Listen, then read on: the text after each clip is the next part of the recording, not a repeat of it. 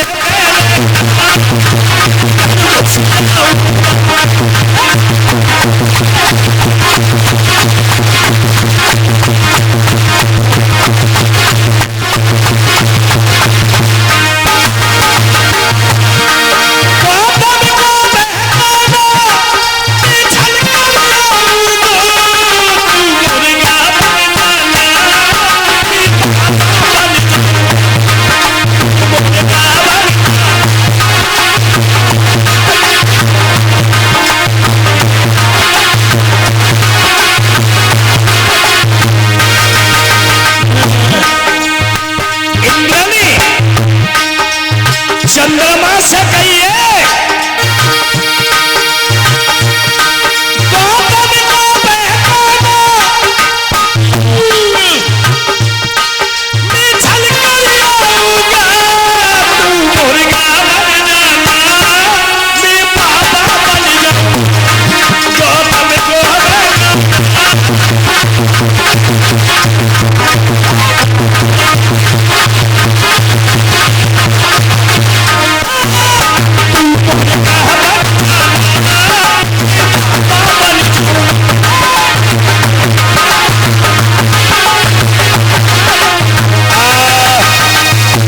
इंद्र ने चंद्रमा से कही ए मामा तुम मुर्गा बन जाओ। क्या कही? मुर्गा बन जाओ। चंद्रमा ने सोची कि ये तो बहुत अच्छी बात है, हाँ? तो चंद्रमा मुर्गा बनो और गौतम ऋषि रोजाना 4 बजे गंगा स्नान करने को जाओ करते थे। तो बानी मुर्गा बनेगी। परीक्षित रात के 3 बजे आवाज लगाई और जैसी रात के 3 बजे आवाज लगाई कहानी कुछ और हो गई। गौतम ऋषि ने समझी भगवान आज बड़ी जल्दी सवेर होएगा।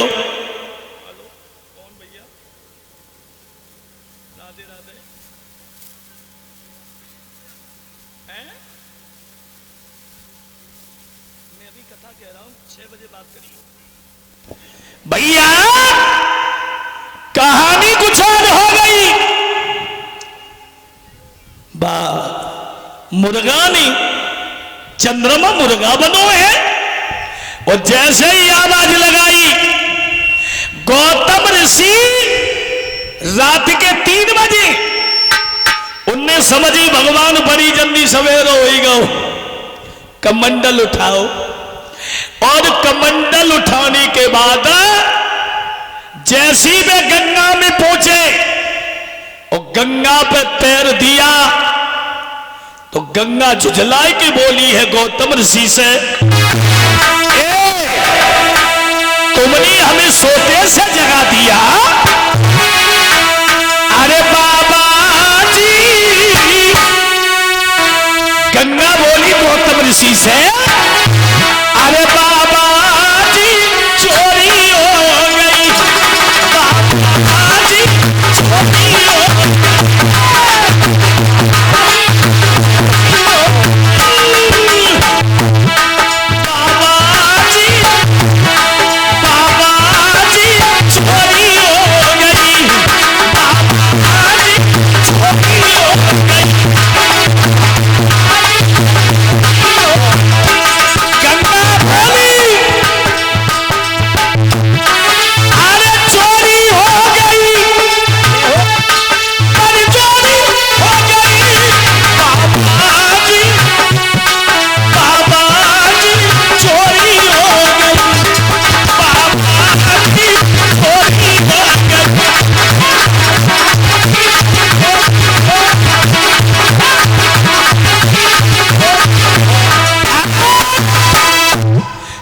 गंगा जी ने गौतम ऋषि को बताया, अरे बाबा जी चोरी हो गई, तुम्हारे घर में इंद्र छल करने आया है और तुम्हारे घर में छल हो गया। गौतम ऋषि भागे, दरवाजे पे चंद्रमा मिलो है सो भींगी धोती मारी।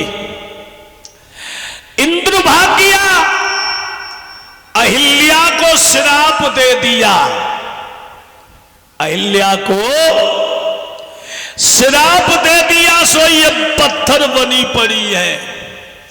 वैसे तो परिचित मैंने ये पढ़ा है स्कंद पुराण में कि इस अहिल्या का और इंद्र से प्रेम था। ये अहिल्या जो थी ये भगवान ब्रह्मा की लड़की थी जो गौतम ऋषि को ब्याई गई। अरे छल तो दो हुए थे,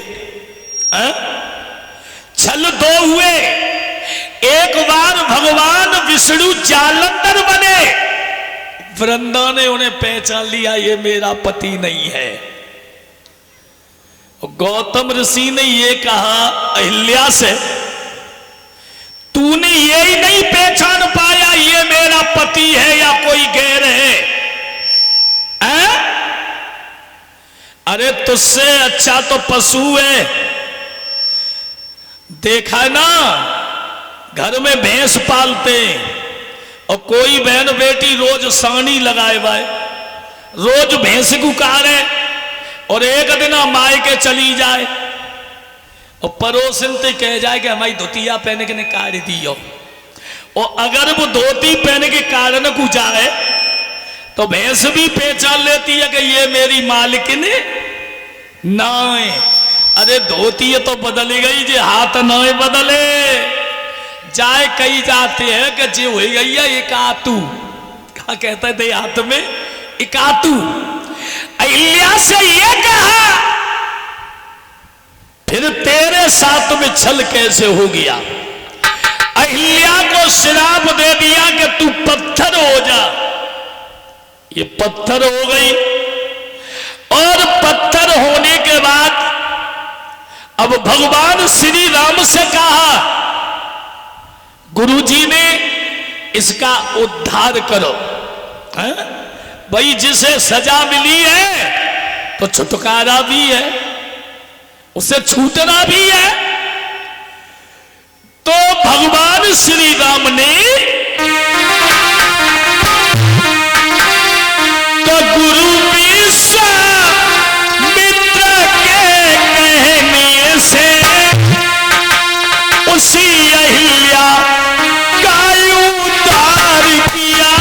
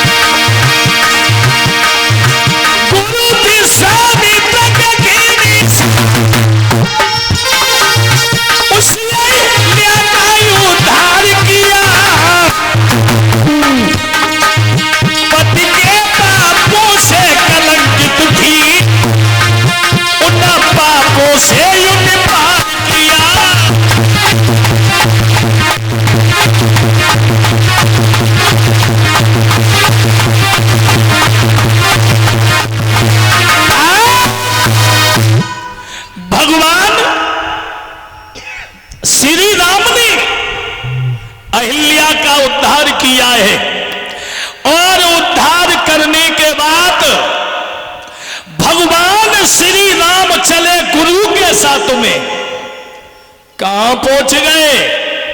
जनक की फुल बगिया में। बोलिए गुरुदेव भगवान की। हमारी बहन बेटियां काफी बैठी हुई हैं, ये बताओ कितनी बहनों के गुरु हैं? गुरु बनाए? बहुत अच्छी बात, बहुत बहुत धन्यवाद।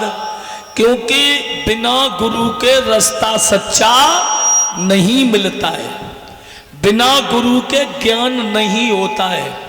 और जिसका गुरु नहीं होता है वो निगुरा बोला जाता है। इस सागर की तो बात बहुत दूर है। उस भव सागर से बिना गुरु के कोई पार करने वाला नहीं होता है। अरे नैया डूबेगी अभागे तेरी गुरु के बिना। गु माने अंधकार और रू माने होता है प्रकाश। जिसका गुरु नहीं होता है वो हमेशा अंधकार में रहता है। चाहे गुरु कैसा ही हो, पर जीवन में गुरु होना बहुत अनिवार्य है। अच्छा ये बताओ, कितनी बहन बेटियों ने सवेरे अपई सासों के पांव छुए? कल हमने बताई ये तुम मरो, ये कहू ना है का बात है, सास है ना है का मतलब है पर है ना है। एक जिज्जी उठाए रही है, दो ने उठाए के हमने उधर भी, चलो अच्छी बात है। देखो बड़ी बूढ़ी उठाई रही है, नई नई बिटियां तुम्हारी सास है ना, खच्चो है गई, मरो तुम। देखो मैंने कल भी बताया था, जिसने अपने माता पिता की सेवा कर ली, सास ससुर की, चलो जो बिटियां मायके में उनकी तो कोई बात ही ना है, और जो सास ससुर हो तो भाई कोई बात ना है। अब कल नंबर लगाइयो, ठीक है, और कल एक ही दिन छुई के छुट्टी मत कर दियो। हाँ न करवा चौथ जैसी एक ही दिन मन गई, ठीक है, एक ही दिनों को पर तो ठीक है। रोज सेवा करो और रोजाना घर में चिराग जलाइए। जिस घर में घी का चिराग जलता है उस घर में लक्ष्मी का निवास होता है। तो सभी इस गांठ बांध लो कि रोजाना हम लोग घर में पूजा करेंगे। भगो अब भगवान श्री राम चले, पहुंच गए जनक की फुल बगिया में, और बगिया में क्या देखो कि चाकोर